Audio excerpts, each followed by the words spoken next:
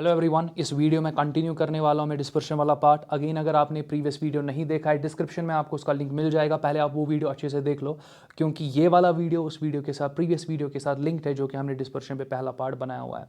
तो डायरेक्टली पहले मैं यहाँ पर कुछ इंपॉर्टेंट फॉर्मूले स्टेट करने वाला हूँ जो कि लास्ट वीडियो में भी आपने देखी होंगी, और जिन्होंने नहीं देखा आप प्लीज़ उस वीडियो को पहले देख लो और इन फॉर्मूले को समझो कि ये कहाँ से आ रहे हैं।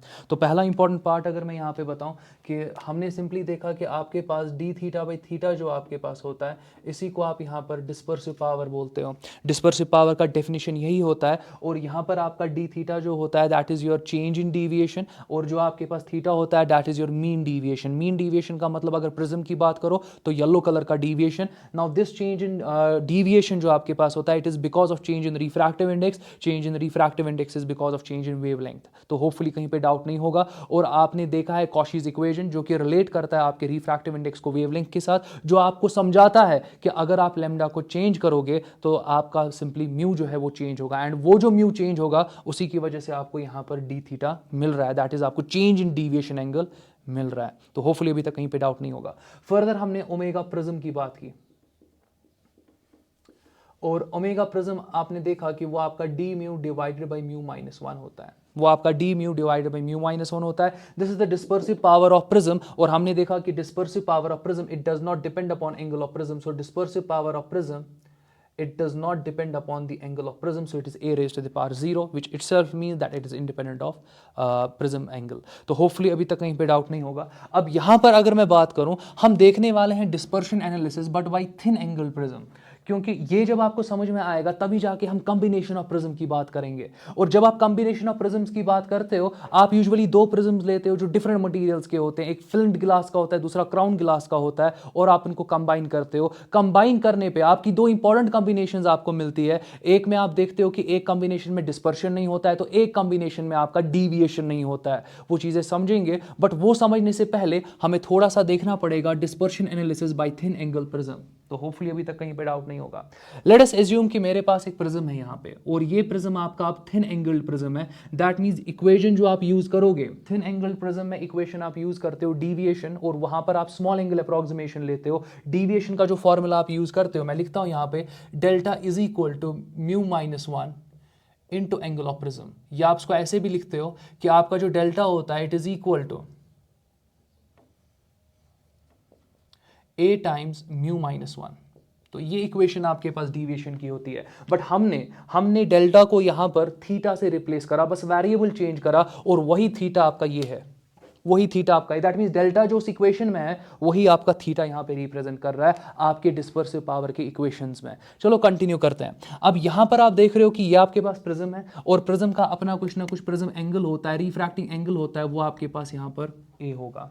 अब देखते जाओ, यहां पर आपके पास व्हाइट लाइट में इंसिडेंट कर रहा हूं, यहां पर आपके पास मैं व्हाइट लाइट इंसिडेंट कर रहा हूं। व्हाइट लाइट मैंने इंसिडेंट करा तो आप देखोगे कि आपके पास ये रिफ्रैक्ट हो जाएगी, ये आपके पास यहां पर रिफ्रैक्ट हो जाएगी। बट रिफ्रैक्शन किस तरीके से होगा वो चीज आप समझो।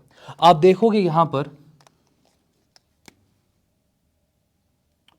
कि जो आपका रेड कलर है वो तो फास्ट चला जाएगा, उतना ज्यादा वो बेंड होगा नहीं, तो ये आपका रेड कलर आ जाएगा। तो होपफुली अभी तक कहीं पे डाउट नहीं है। सिमिलरली आप देखोगे कि आपका जो वायलेट कलर होगा उसमें सबसे ज्यादा बेंडिंग आ जाएगी, और वो सबसे ज्यादा बेंड आप देखोगे हो जाएगा। तो ये वायलेट आपके पास है, ये आपके पास यहां पर रेड है, तो कहीं पे डाउट नहीं होना चाहिए। और फर्दर अगर मैं बात करूं तो ये आपके पास वायलेट है, और ये आपके पास यहां पे रेड है, और बीच में बाकी सारे कलर्स होंगे। मैं और एक कलर यहां पर येलो तो मेरे पास है नहीं, बट येलो को मैं यहां पर इस तरीके से रिप्रेजेंट करता हूं, डॉटेड लाइन।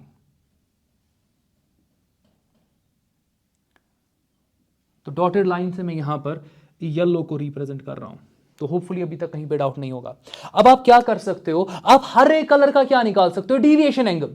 हर एक कलर का आप क्या निकाल सकते हो, डीविएशन एंगल। चलो हर एक कलर का डीविएशन एंगल समझते हैं। तो आपका व्हाइट लाइट जो था उसका इनिशियल पाथ ये था, ये उसका इनिशियल पाथ है। आपके व्हाइट कलर का लाइट, उसको जो इंसिडेंट आपने इस तरीके से करा, अगर मैं उसको यहां पर एक्सटेंड करूं तो लाइट का एक्चुअल पाथ ये था, बट रिफ्रैक्शन की वजह से आपका लाइट बेंड हो गया। और इंपॉर्टेंट पार्ट कि आपके पास प्रिज्म है, प्रिज्म में आप देखते हो डिविएशन होता है। डिविएशन का मतलब वहां पर आपको स्पेक्ट्रम यहां पे मिल जाएगा, और आप ये स्पेक्ट्रम को हासिल कर सकते हो एक व्हाइट शीट पे।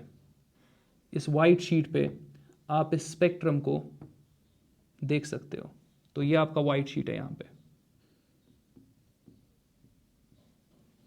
इस white sheet पे you will obtain spectrum of white light. So you will obtain spectrum of white light on this white sheet. तो hopefully अभी तक कहीं पे डाउट नहीं होगा। अब जरा देखते जाओ, अगर मैं रेड कलर की बात करूं, अगर मैं रेड कलर की बात करूं तो रेड कलर का ये डिविएशन एंगल होगा, और मैं इसको डेल्टा आर लिख सकता हूं। जरा डेल्टा आर का इक्वेशन लिखते हैं, जरा डेल्टा आर का इक्वेशन लिखते हैं। मैं लिख सकता हूं delta R it is equal to, prism angle तो सेम ए ही रहेगा, बट मुझे यहां पर लिखना पड़ेगा refractive index for red colour. Refractive index for red colour, क्योंकि मैं रेड का डिविएशन देख रहा हूं। रेड लाइट का डिविएशन देखने के लिए मुझे रेड का क्या लेना पड़ेगा, रिफ्रैक्टिव इंडेक्स, और यहां पर मैं -1 कर रहा हूं। तो होपफुली अभी तक कहीं पे डाउट नहीं होगा। वैसे ही अगर मैं बात करूं, वैसे ही आप देखोगे कि ये वाला जो आपके पास पार्ट होगा, ये वाला पार्ट, ये वाला पार्ट यहां से लेकर यहां तक, ये आपके पास डिविएशन होगा, मगर किसका, वायलेट का। इसको मैं डेल्टा वी लिख सकता हूं। और वायलेट के डिविएशन की अगर मैं बात करूं, वायलेट के डिविएशन की अगर मैं बात करूं, ए अपनी जगह पर, यहां पर आपके पास म्यू वी -1 आ जाएगा। तो होपफुली अभी तक कहीं पे डाउट नहीं होगा। अच्छा, वैसे ही आप येलो के डिविएशन की भी तो बात कर सकते हो ना। जरा येलो के डिविएशन की बात करते हैं। आप देख लो यहां पर, ये आपके पास येलो का डिविएशन है। मैं डॉटेड लाइन से ही दिखा रहा हूं यहां पे। ये आपके पास यहां पर येलो का डिविएशन है, और इसको आप रिप्रेजेंट किससे कर सकते हो, आप इसको डेल्टा वाई से रिप्रेजेंट कर सकते हो। और डेल्टा वाई मैं यहां पे लिख सकता हूं कि आपके पास जो डेल्टा वाई है it is equal to A times, आपको रिफ्रैक्टिव इंडेक्स लेना पड़ेगा येलो कलर का -1। यूजुअली जो आपका ये रिफ्रैक्टिव इंडेक्स होता है, अब समझो इसको, मैं यहां पे 2 इंपॉर्टेंट पॉइंट्स बोलने वाला हूं। अगर आपको प्रिज्म का रिफ्रैक्टिव इंडेक्स म्यू देकर होगा, इसी को आप म्यू वाई मान के चलोगे। एक तरीका ये है, अगर आपको प्रिज्म का रिफ्रैक्टिव इंडेक्स म्यू देकर होगा, आप उसी को क्या मान के चलोगे, म्यू वाई। बट अगर आपको म्यू नहीं देकर होगा, फिर आप म्यू वाई को कैसे इवैल्यूएट कर सकते हो। दूसरा इंपॉर्टेंट पॉइंट, आपका जो म्यू वाई होता है it is simply average of mu V and mu R. ये बहुत इंपॉर्टेंट पॉइंट्स है। मैं डायरेक्टली ये पॉइंट्स बोल रहा हूं, इनको मैं प्रूव नहीं कर रहा हूं, जरूरत है नहीं प्रूव करने की, बस ये पॉइंट्स आपको पता होने चाहिए। क्योंकि जब ये पॉइंट्स पता होंगे, फिर आपको करना कुछ नहीं है, आप सिंपली इनका एवरेज लोगे रिफ्रैक्टिव इंडेक्सेस का, वो आपको म्यू वाई मिल जाएगा। उसी म्यू वाई को आप यहां पे सब्स्टिट्यूट करो, आपको डिविएशन मिल जाएगा। इसी डिविएशन को आप क्या बोलते हो, इसी डिविएशन को आप मीन डिविएशन बोलते हो। क्योंकि येलो कलर का डिविएशन जो है ना, उसी को आप मीन डिविएशन बोलते हो। ये थीटा यहां पर मीन डिविएशन था, ये थीटा यहां पर मीन डिविएशन था। मैं इसको डायरेक्टली ऐसे लिख सकता हूं, it is equal to D theta divided by theta Y. जो येलो कलर का डिविएशन है उसी को आप मीन डिविएशन बोलते हो। ये येलो कलर का डिविएशन है ना यहां पे, इसी को आप यहां पे मीन डिविएशन बोलते हो। तो होपफुली कहीं पे डाउट नहीं होगा आपको अभी तक। चलो कंटिन्यू करते हैं। तो आपके पास ये सारे डिविएशंस है, आप तो बाकी कलर्स के भी डिविएशन लिख सकते हो, कोई इशू नहीं है। बट अब यहां पर आ जाते हैं, यहां पे कुछ इंपॉर्टेंट पार्ट है, आप देखते जाओ। यहां पर अगर मैं बात करूं, ओवरऑल आप देख सकते हो, अब इंपॉर्टेंट पार्ट देख लो। आपका वायलेट, ये उसका डिविएशन है, ये आपके वायलेट का डिविएशन है, ये आपके रेड का डिविएशन है। एक बार समझो, ये आपके, सॉरी मैं गलत दिखा रहा था, ये आपके वायलेट का डिविएशन है, ये आपके रेड का डिविएशन है। एक बार देख लो, एक बार देख लो, ये आपके वायलेट का डिविएशन है और ये आपके रेड का डिविएशन है। बट ये वाला पार्ट क्या होगा फिर, अगर मैं पूरे वायलेट के डिविएशन में रेड का डिविएशन बाहर निकाल दूं, आपको यहां पर ये वाला एंगल मिलेगा, और इस एंगल में ही आपके कलर स्प्रेडेड है। एक बार और देख लो, ये आपके पास पूरे वायलेट कलर का डिविएशन है, क्योंकि डिविएशन आप with respect to original path देखते हो ना, सो ये ओरिजिनल पाथ है, तो ये आपका सिंपली डिविएशन है वायलेट कलर का। ये आपका रेड कलर का डिविएशन है, क्योंकि रेड कलर और आपको देखना होता है इस डॉटेड लाइन के बीच का एंगल कितना है, वही रेड कलर का डिविएशन बन जाएगा। सो वायलेट कलर का डिविएशन ये है, रेड कलर का डिविएशन ये है। अगर वायलेट कलर के डिविएशन में से आप रेड कलर का डिविएशन निकाल दोगे, आप देखो कि आपके पास सिर्फ ये वाला पार्ट बचेगा। ये वाला पार्ट जो है, ये आपके पास वो एंगल है जिसमें आपको सारे कलर्स मिल रहे हैं, और इसी एंगल को आप डिस्पर्सिव एंगल बोलते हो। जिसको आप एंगुलर डिस्पर्शन भी बोलते हो। तो दैट मीन्स मैं बोल सकता हूं, आप देखते जाओ, मैं बोल सकता हूं यहां पे कि आपके पास जो एंगुलर डिस्पर्शन होगा,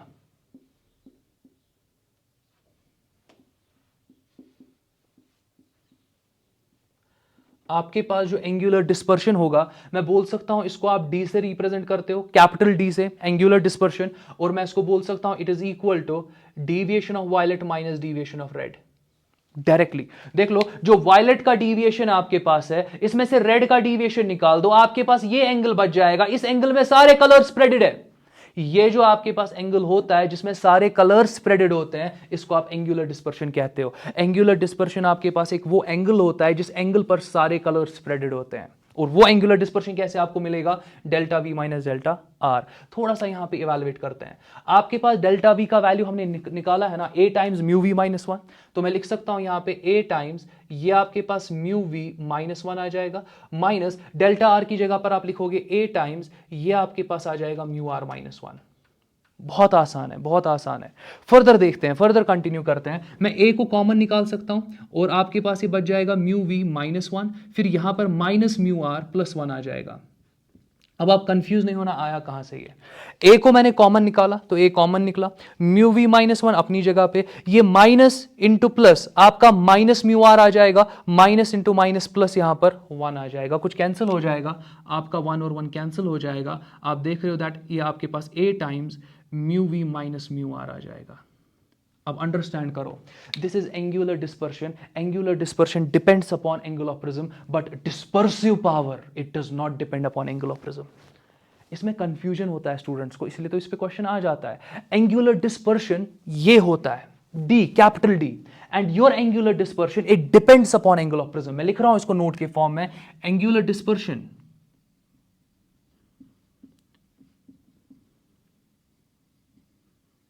dispersion depends upon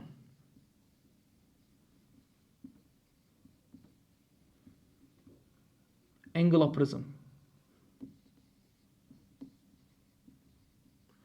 that means मैं इसको ऐसे बोल सकता हूं कि angular dispersion directly it is D is angular dispersion is directly proportional to angle of prism.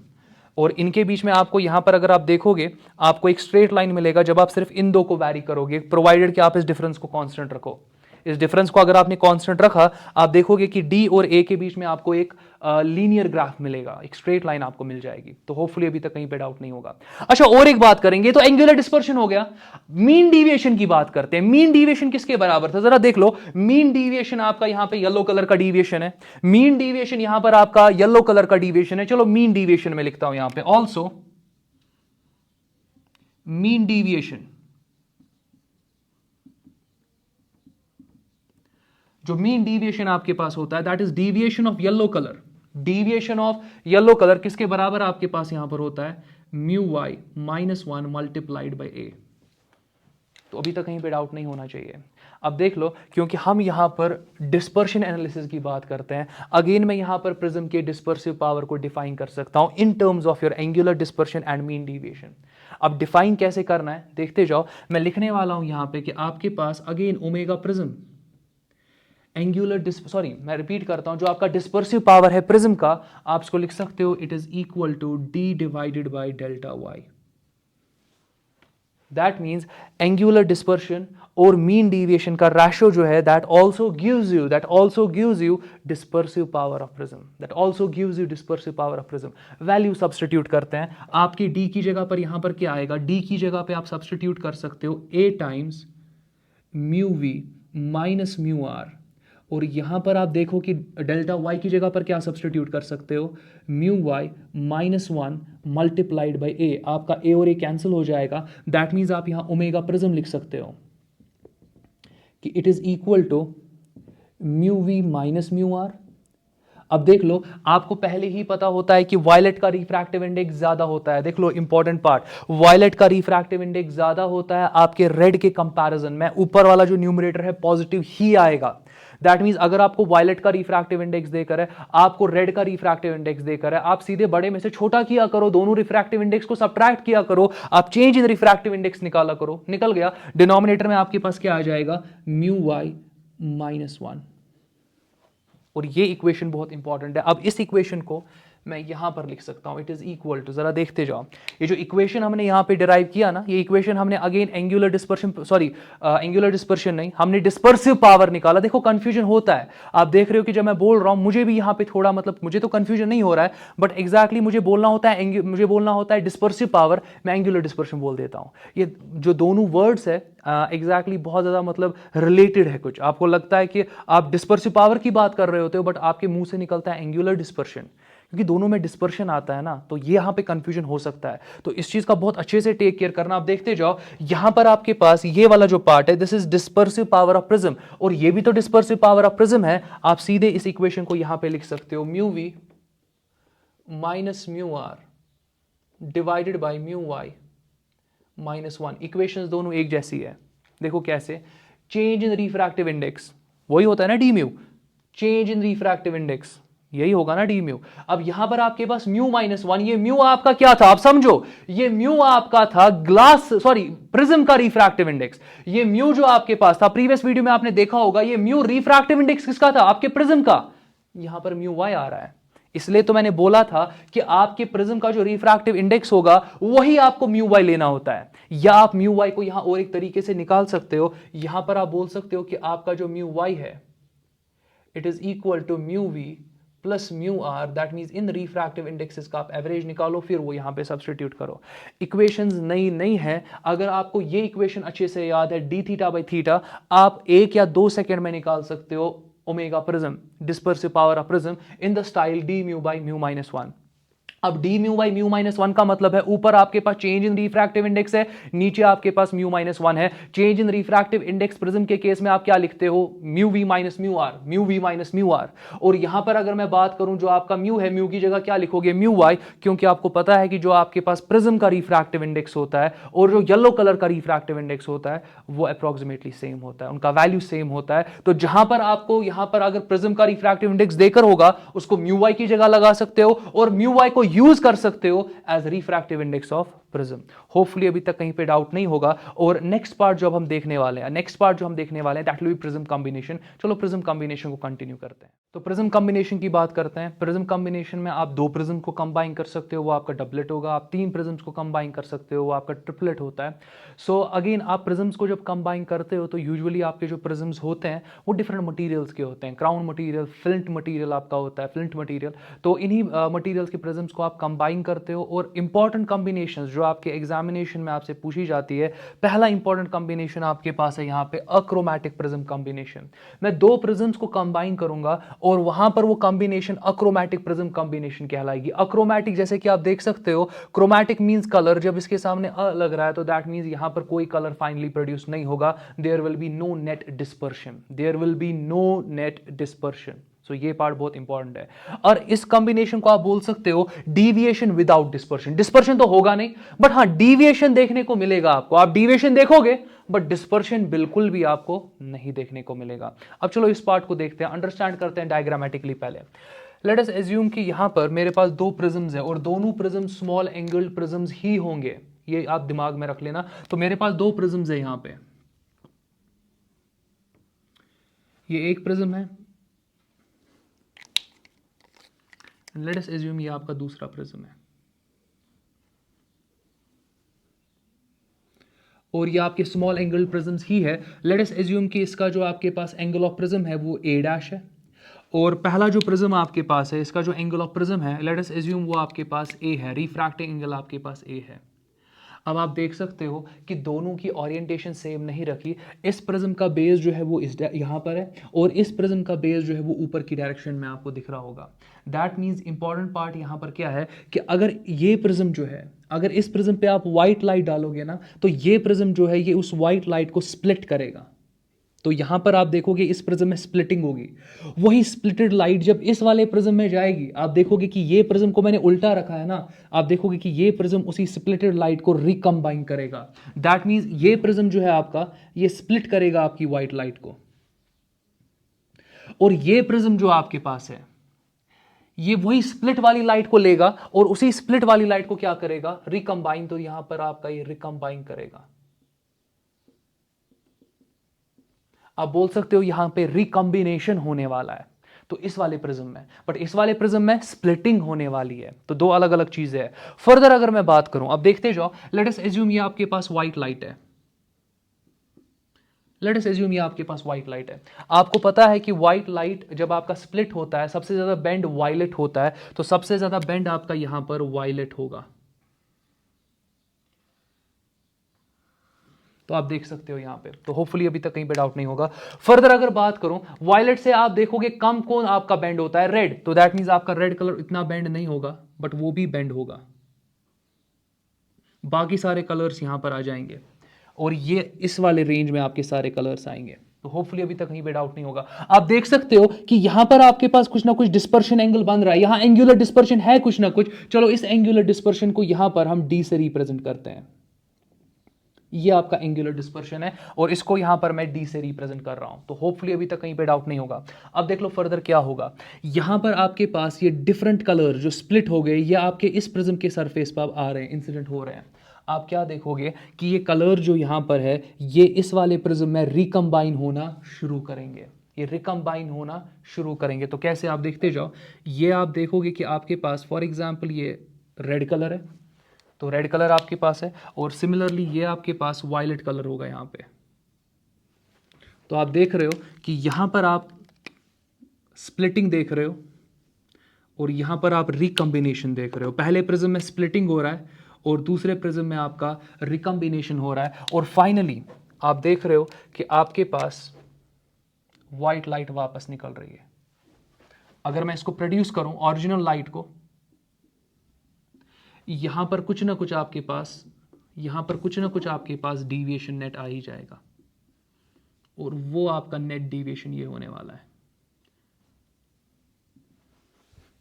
तो होपफुली अभी तक कहीं पे किसी को डाउट नहीं होगा। एक बार और रिपीट करता हूं, ये आपके पास एक प्रिज्म है। आपने देखा कि यहां पर आप एंगुलर डिस्पर्शन की बात करोगे, यहां पर डिस्पर्शन एंगल है, यहां पर भी डिस्पर्शन एंगल है।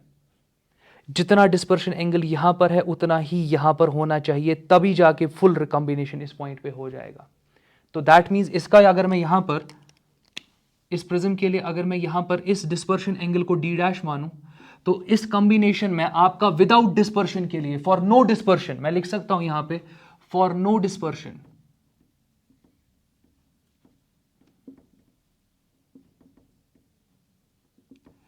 पहले जो प्रिज्म का आपके पास डिस्पर्शन एंगल होगा डी, ये आपके दूसरे प्रिज्म के डिस्पर्शन एंगल डी डैश के बराबर होना चाहिए। तो दोनों प्रिज्म्स का जो डिस्पर्शन एंगल है वो सेम होना चाहिए, तभी जाके जितना यहां स्प्लिट हुआ उतना ही रिकम्बाइन होगा और आपको वापस यहां पे क्या मिलेगी, व्हाइट लाइट मिलेगी। तो होपफुली अभी तक कहीं पे डाउट नहीं होगा आपको।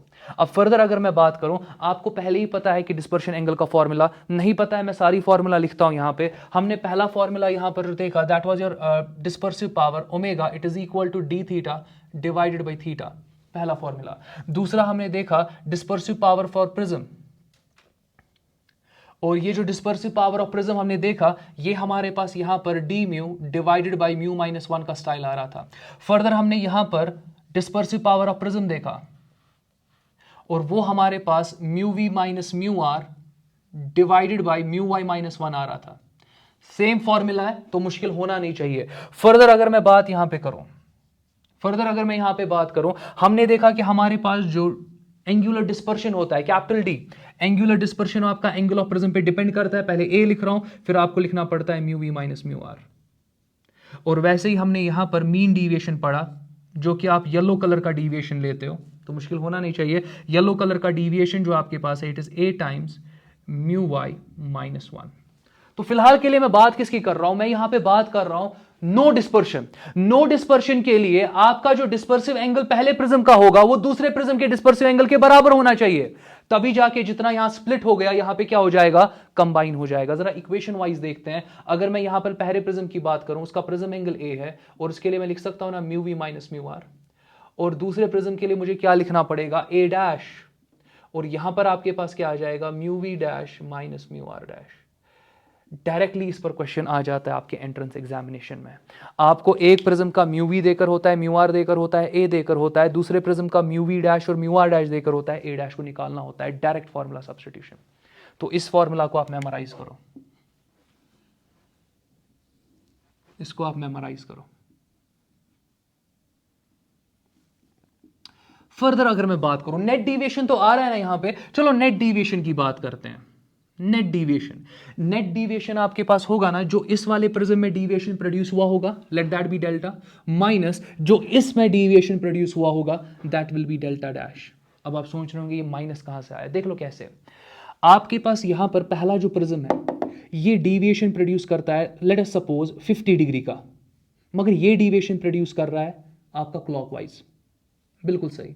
दूसरा जो प्रिज्म है तो इसने डिविएशन कितना प्रोड्यूस किया, लेट अस एज्यूम 50 डिग्री का डिविएशन प्रोड्यूस किया, मगर क्लॉकवाइज, तो क्लॉकवाइज।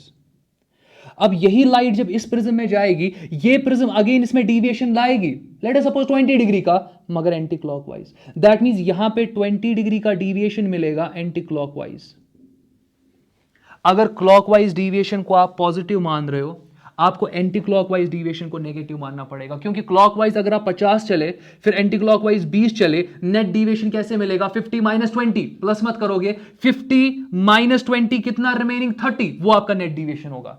तो ये चीज समझो, इसीलिए मैंने यहां पे क्या लिखा, डेल्टा माइनस डेल्टा डैश। पहले प्रिज्म ने आपका डेल्टा डिविएशन प्रोड्यूस किया क्लॉकवाइज, दूसरा प्रिज्म डिविएशन करेगा मगर एंटी क्लॉकवाइज, तो इसलिए वो नेगेटिव लेना पड़ेगा। नेट डिविएशन में आप क्या लोगे, सबट्रैक्शन लोगे। तो होपफुली कहीं पे डाउट नहीं होगा। अब इंपॉर्टेंट पार्ट ये है कि आपको येलो कलर का डिविएशन देखना होता है, जो ये प्रिज्म येलो कलर के कलर में डिविएशन लाएगा वो देखना होता है, फिर ये प्रिज्म कितना येलो कलर में डिविएशन लाएगा वो देखना होता है। उन डिविएशंस को आप सबट्रैक्ट करते हो। कहने का मतलब ये 50 डिग्री डिविएशन आया था क्लॉकवाइज, मगर किस कलर के लिए, येलो कलर के लिए। ये यहां पर minus 20 degree anti clockwise deviation आया था, मगर किस कलर के लिए, येलो कलर के लिए। सो आप यहां पे लिख सकते हो ना, इट इज इक्वल टू, ये तो येलो कलर की बात हो रही है, आप येलो कलर के लिए आप a टाइम्स, यहां पर क्या आपके पास आएगा, म्यू वाई माइनस 1, माइनस यहां पर अगेन आपके पास आ जाएगा a dash mu Y dash minus 1।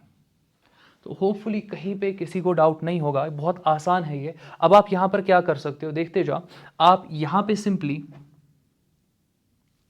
इस कंडीशन को यूज कर सकते हो, आप इस कंडीशन को यूज कर सकते हो। इस कंडीशन को यूज करके आप इस फॉर्मूला को और एक फॉर्म दे सकते हो। चलो देते हैं, थोड़ा सा आप पेशेंस रखोगे, मैं इसको और एक फॉर्म देने वाला हूं। देखते जाओ, यहां पर a अपनी जगह पर है, यहां पर आपके पास म्यू वाई माइनस 1 अपनी जगह पर रहेगा, माइनस a डैश की जगह पर मैं लिख सकता हूं ना, a times mu we minus mu are divided by mu we dash minus mu are dash.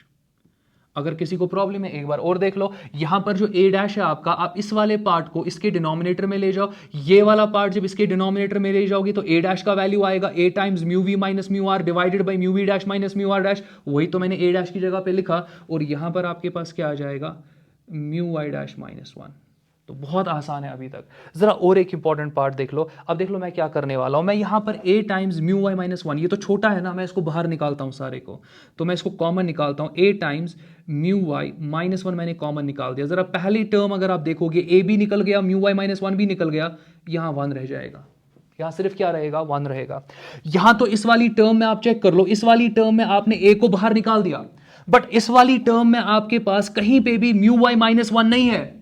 सो अगर आपने म्यू वाई माइनस 1 इसमें भी कॉमन निकाला, तो इस टर्म में आपको डिवाइड करना पड़ेगा ना म्यू वाई माइनस 1 से, तो दैट मींस यहां पर आपके पास आ जाएगा mu we minus mu are divided by mu we dash minus mu are dash, और मल्टीप्लाई हो जाएगा mu Y dash minus 1 divided by mu Y minus 1। इसको अंडरस्टैंड करना बहुत इंपॉर्टेंट है कि म्यू वाई माइनस 1 नीचे डिनोमिनेटर में कैसे आया, क्योंकि आपने म्यू वाई माइनस 1 को कॉमन निकाला। जब आपने इसको कॉमन निकाल दिया, यहां पर 1 आ जाएगा, और दूसरी टर्म में a तो कॉमन निकल गया, बट डिनोमिनेटर में क्या आ जाएगा, म्यू वाई माइनस 1 आ जाएगा। थोड़ा और मॉडिफाई कर सकते हो, जरा देखते जाओ। बहुत सारे अंडरस्टैंड कर रहे होंगे कि हम कहां की तरफ जा रहे हैं, जरा देखते जाओ। मैं इसको लिख सकता हूं, it is equal to a अपनी जगह पे, यहां पर आपका म्यू वाई माइनस 1 आ जाएगा। आप देख सकते हो यहां सॉरी माइनस भी है, ये भूलना नहीं चाहिए। सो 1 अपनी जगह पे, माइनस, अब जरा देख लो, mu we minus mu are divided by mu Y minus 1, mu we minus mu are divided by mu Y minus 1। ये पहले प्रिज्म का क्या होगा, डिस्पर्सिव पावर, डिस्पर्सिव पावर। एक बार और देख लो, mu we minus mu are divided by mu Y minus 1, mu we minus mu are divided by mu minus 1। पहले प्रिज्म का क्या होगा, डिस्पर्सिव पावर। मैं इसको ओमेगा लिख सकता हूं, डिवाइडेड बाय, अब जरा देख लो यहां पर आपके पास mu we dash minus mu are dash है, इसको डिनोमिनेटर में ला सकते हो ना इसके। आप क्या कर सकते हो यहां पर, आप इसको यहां पर रिमूव कर सकते हो, mu Y dash minus one को यहां रिमूव करो, इसके डिनोमिनेटर में लाओ। ये वाला जो पार्ट आपके पास है ये भी डिस्पर्सिव पावर का फॉर्मूला है, मगर ये डिस्पर्सिव पावर होगा आपके दूसरे प्रिज्म का, आप उसको ओमेगा डैश लिख सकते हो। अभी वेट करो, यहां पर a times mu Y minus one क्या होता है, जरा वापस आओ।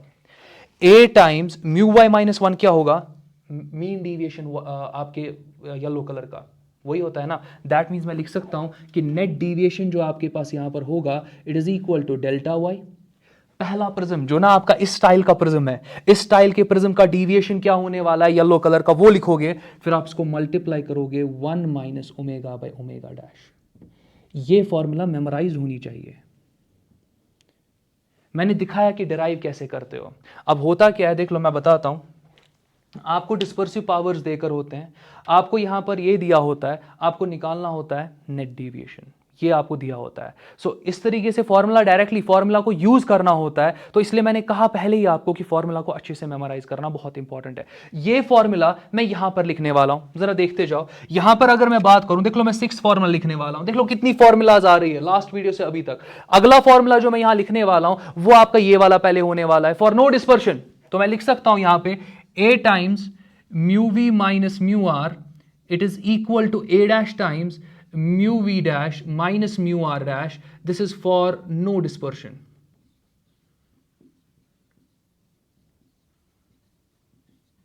मुश्किल है नहीं। फर्दर अगर मैं बात करूं, योर नेट डिविएशन, आप यहां पे 7th फॉर्मूला लिख सकते हो, your net deviation it is equal to delta minus delta dash, rather delta Y minus delta Y dash. क्योंकि एक प्रिज्म क्लॉकवाइज डिविएशन तो दूसरा प्रिज्म एंटी क्लॉकवाइज डिविएशन दिखाएगा। नेट डिविएशन आप ऐसे निकाल सकते हो, और इसको आप लिख सकते हो it is equal to delta Y.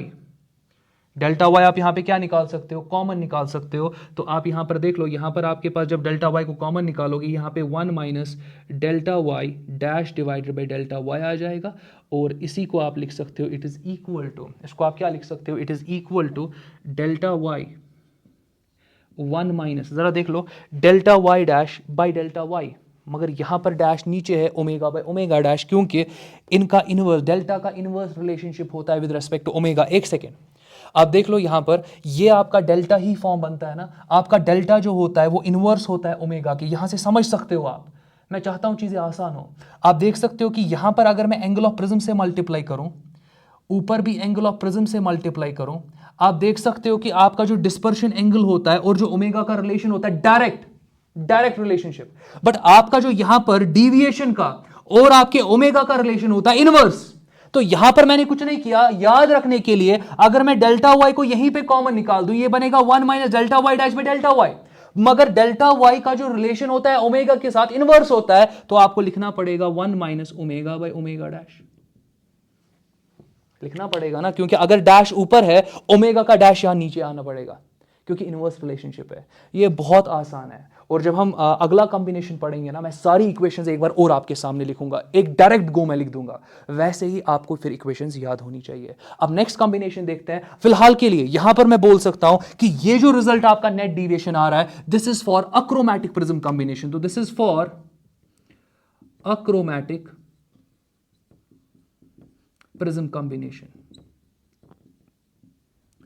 एक बार और समझो, आपका जो यहां पे डिस्पर्सिव पावर होता है ना, ये वाला, it is inversely related to a times mu Y minus one, और ये a times mu Y minus one क्या होता है, your mean deviation of yellow colour या डिविएशन ऑफ येलो कलर।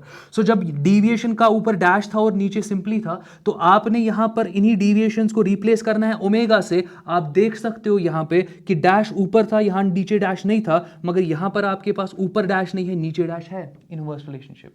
आगे जाके यहां पर आप देख लो, ये भी दिमाग में रख लेना, क्योंकि इसको यूज करेंगे नेक्स्ट कॉम्बिनेशन में। आपका जो ओमेगा होता है प्रिज्म का, डिस्पर्सिव पावर प्रिज्म का, it is directly related to dispersion angle, it is directly. That means अगर मेरे पास capital D by capital D dash होगा ना, उसको मैं सीधे रिप्लेस कर सकता हूं ओमेगा बाई ओमेगा डैश से, सीधे।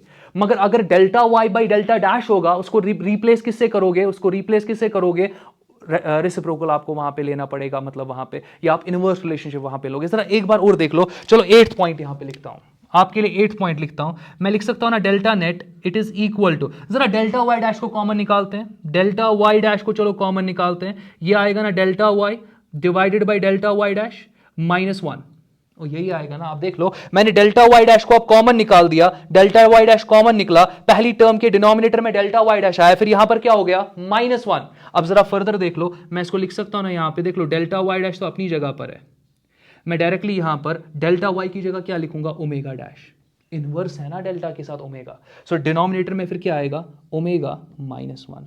देख लो मैं कितना आसान इसको बना रहा हूं आपके लिए, दैट मींस आपको बस थोड़ा होल्ड होना चाहिए पहली इक्वेशंस पे, ये इक्वेशंस आप खुद ब खुद जनरेट करते जाओगे, खुद ब खुद जनरेट करते जाओगे। नेक्स्ट कॉम्बिनेशन देखते हैं। नेक्स्ट जो हमारा कॉम्बिनेशन है, इस डायग्राम को बहुत अच्छे से देख लेना, नेक्स्ट हम कॉम्बिनेशन जो हमारा प्रिज्म्स का है that is direct vision prism combination, और इस पे नीट में क्वेश्चन आया था, डायरेक्ट फार्मूला पे क्वेश्चन आया था, शायद 2017 में इस पे क्वेश्चन आया था, डायरेक्ट क्वेश्चन। तो अगेन इस पे और क्वेश्चन आ सकता है, इस टॉपिक को बहुत अच्छे से करो, इसके फॉर्मूले जो है उनको अच्छे से एब्जॉर्ब और मेमोराइज करो। अब देखते जाओ, डायरेक्ट विजन प्रिज्म कॉम्बिनेशन को आप डिस्पर्शन विदाउट डिविएशन कहते हो, मतलब डिस्पर्शन होगा, नेट डिस्पर्शन यहां पे होगा, आपको यहां डिफरेंट कलर्स मिलेंगे इस कॉम्बिनेशन में इस वाले साइड पे, मगर आप देखोगे डिविएशन नहीं होगा। डिविएशन नहीं होने के लिए आपका जो इमर्जिंग बीम है वो होना चाहिए ना parallel to the incident beam, यही होना चाहिए ना, मगर आप क्या करते हो, अगर आप यहां पे नेट डिविएशन 0 की बात करते हो वो येलो कलर के रिलेटेड होता है। कहने का मतलब देखते जाओ डायग्राम को, पूरा फोकस करो इस पे। पहला इंपॉर्टेंट पॉइंट, ये आपका इंसिडेंट रे है, ये आपका यहां पर इंसिडेंट रे है, तो डाउट होना नहीं चाहिए, ये इंसिडेंट रे आप देख रहे हो यहां पे स्प्लिट हो गया, बट दूसरा प्रिज्म जो है ये रिकम्बाइन कर रहा है, बट यहां पर आप देख रहे हो कि कंप्लीट रिकम्बिनेशन नहीं हो पा रहा है। कंप्लीट रिकम्बिनेशन अगर होता यहां पर व्हाइट लाइट मिलती, बट यहां कंप्लीट रिकम्बिनेशन नहीं हो पा रहा है, जिसकी वजह से आप देख रहे हो कि यहां पर आपको डिफरेंट कलर्स मिलेंगे। बट फर्दर अगर मैं बात यहां पे करूं, अगर पहला प्रिज्म यहां पर येलो कलर में 30 डिग्री का डिविएशन लाता है ना क्लॉकवाइज, दूसरा जो प्रिज्म है वो इसी येलो कलर में 30 डिग्री डिविएशन लाता है एंटी क्लॉकवाइज। दैट मींस पहले प्रिज्म ने 30 डिग्री मूव करा येलो कलर को क्लॉकवाइज, दूसरे प्रिज्म ने उतना ही 30 डिग्री एंटी क्लॉकवाइज मूव करा, एज सच कि येलो कलर का जो नेट डिविएशन है वो 0 होगा। नेट डिविएशन यहां पर क्या होगा 0 होगा येलो कलर के लिए। कहने का मतलब यह होगा कि जो डिविएशन यहां पर पहला प्रिज्म प्रोड्यूस कर रहा है येलो कलर में, उतना ही डिविएशन आपका दूसरा प्रिज्म प्रोड्यूस करेगा इसी येलो कलर में, तो वो आपका डेल्टा वाई डैश आ जाएगा। और एक इंपॉर्टेंट पॉइंट, पहला प्रिज्म अगर क्लॉकवाइज डिविएशन प्रोड्यूस कर रहा है तो दूसरा prism anticlockwise deviation produce करेगा। नेट डिविएशन येलो कलर का क्या होगा 0, और जब आपका नेट डिविएशन येलो कलर के लिए 0 होता है, आप उसी को बोलते हो ना, ये आपका विदाउट डिविएशन वाला केस बन जाएगा, क्योंकि नेट डिविएशन तो है ही नहीं येलो कलर में। फर्दर अगर येलो कलर की बात करें, मैं लिख सकता हूं यहां पे a टाइम्स ये आपका म्यू वाई -1 आ जाएगा, इट इज इक्वल टू, इसको मैं लिख सकता हूं यहां पे a डैश ये आपका म्यू वाई डैश -1 आ जाएगा। अच्छा इंटरेस्टिंग पार्ट देख लो, मैं इसको ऐसे भी लिख सकता हूं ना, और ये पार्ट बहुत इंपॉर्टेंट है, इसको अंडरस्टैंड करना, इसी पे क्वेश्चन आया था नीट में। a तो अपनी जगह पर है, यहां पर म्यू वाई की जगह पे लिख सकता हूं ना मैं, आराम से सुन लो, ये जो आपके पास यहां पे रिफ्रैक्टिव इंडेक्स है येलो कलर के रिलेटेड, मैं इसकी जगह पे लिख सकता हूं ना refractive index of first prism, let that be mu, refractive index of second prism, let that be mu dash. आपको प्रिज्म्स के रिफ्रैक्टिव इंडेक्स देकर होते हैं, येलो कलर का नहीं देकर होता है, तो येलो कलर के रिफ्रैक्टिव इंडेक्स की जगह पर आप प्रिज्म का रिफ्रैक्टिव इंडेक्स लिख सकते हो, ये आपको पता होनी चाहिए। और इसी फॉर्मूला पे क्वेश्चन पूछा गया था नीट में, इस फॉर्मूला पे आपको 2017 नीट का क्वेश्चन मिल जाएगा। तो कॉम्बिनेशंस पढ़ना इंपॉर्टेंट है, कॉम्बिनेशंस को छोड़ना नहीं है, ये चीज दिमाग में रखो। फर्दर मैं बात करता हूं, यहां पर आपके पास आप देख रहे हो कि यहां पर ये वाला जो स्टाइल है, ये वाला जो केस है, ये आपको बोल रहा है कि नेट डिविएशन कितना है 0। जरा डायग्रामेटिकली समझो, आपका जो यहां पर येलो कलर है, येलो रे जो आपके पास है, ये आपके व्हाइट लाइट के साथ पैरेलल आ रहा है, तब जाके आप बोल सकते हो कि येलो कलर में नेट डिविएशन कितना है 0। यहां पर आप डेल्टा नेट लिख सकते हो, वाई कलर में ये आपका 0 है, प्रोवाइडेड कि आपका जो यहां पे इमर्जिंग कलर वाई, जब आपका येलो कलर जब आपका यहां पे इमर्ज होगा, ये आपके व्हाइट लाइट के क्या होने चाहिए पैरेलल, तब जाके आप बोल सकते हो कि नेट डिविएशन आपका 0 है। तो डाउट नहीं होना चाहिए यहां पे। चलो बात करते हैं, यहां पर नेट डिस्पर्शन तो है ना, क्योंकि इस वाले प्रिज्म ने स्प्लिट किया कलर्स को, मगर ये वाला प्रिज्म पूरा रिकम्बाइन नहीं कर पाया। दैट मीन्स यहाँ पर आपके पास कुछ ना कुछ आपको यहाँ पर नेट एंगुलर डिस्पर्शन मिलेगा ना, कुछ ना कुछ नेट एंगुलर डिस्पर्शन, क्योंकि यहाँ पर कलर स्प्रेड हो रहे हैं तो किसी एक पर्टिकुलर एंगल पे कलर स्प्रेड हो रहे होंगे ना। सो जो आपके पास यहाँ पर नेट एंगुलर डिस्पर्शन है उसको मैं डी नेट लिखता हूं। पहला वाला प्रिज्म स्प्लिट करता है तो उसका डिस्पर्शन जो हम लिखेंगे, डिस्पर्शन एंगल वहां पॉजिटिव लिखेंगे, मगर दूसरा वाला प्रिज्म कंबाइन करता है इसलिए उसका एंगुलर डिस्पर्शन हम नेगेटिव लेंगे, इसलिए यहां पे माइनस आएगा, क्योंकि पहला जो है वो स्प्लिट कर रहा है, दूसरा पूरा रिकंबाइन नहीं कर पा रहा है, कुछ पार्ट रिकंबाइन कर पा रहा है। तो आप क्या करोगे, आप दोनों डिस्पर्शन एंगल्स को यहां सब्ट्रैक्ट करोगे, वही आपको नेट डिस्पर्शन एंगल यहां पर मिलेगा प्रिज्म के इस वाले साइड पे जहां पर आपके कलर्स निकल रहे हैं, इमर्ज कर रहे हैं। अगेन इसको आप डबलेट कहते हो, यह आपका डबलेट कॉम्बिनेशन है।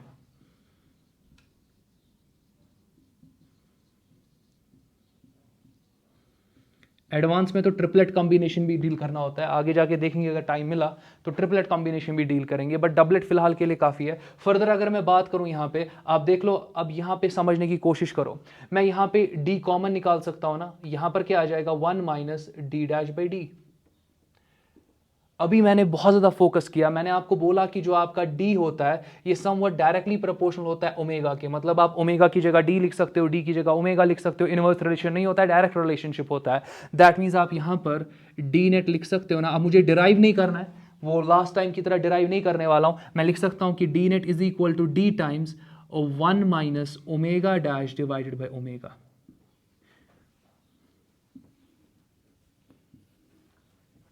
या मैं क्या कर सकता हूं, या मैं डी डैश को कॉमन निकाल सकता हूं, दैट मीन्स मैं लिख सकता हूं D net is equal to D dash को कॉमन निकाल दिया, यहां पर बच जाएगा आपके पास, क्योंकि डी डैश को कॉमन निकाला, ये बनेगा डी बाई डी डैश -1, और इसी को आप लिख सकते हो it is D dash times, अच्छा डी की जगह क्या लिखोगे omega, divided by D dash की जगह क्या लिखोगे ओमेगा डैश -1। अगेन ये फॉर्मूला बहुत इंपॉर्टेंट है, आप इनको कभी भी डिराइव कर सकते हो, प्रोवाइडेड कि आपने जिस तरीके से इस टॉपिक को अप्रोच करा होगा वो बिल्कुल सही होना चाहिए। अगर मेरे वीडियोस आपने फॉलो किए, आपका खुद ब खुद एक अप्रोच बन जाएगा, ये टॉपिक एग्जैक्टली आपके ऑप्टिक्स को और ज़्यादा होल्ड लाएगा। ऐसा नहीं होगा कि इस टॉपिक को देखकर आप सोचोगे कि ऑप्टिक्स छोड़ेंगे, आप इतनी इक्वेशंस को मेमोराइज करोगे विद इन 2 वीडियोज़, ये बहुत ज़्यादा बेनिफिट होगा अगर आप वीडियोज़ को अच्छे से देखा करोगे। तो फर्दर मैं बात यहाँ पे करूँगा, ये आपके पास ये दोनों इक्वेशंस आ गई, ये इक्वेशन भी बहुत इंपॉर्टेंट है, इन सब इक्वेशंस को आप मेमोराइज करोगे।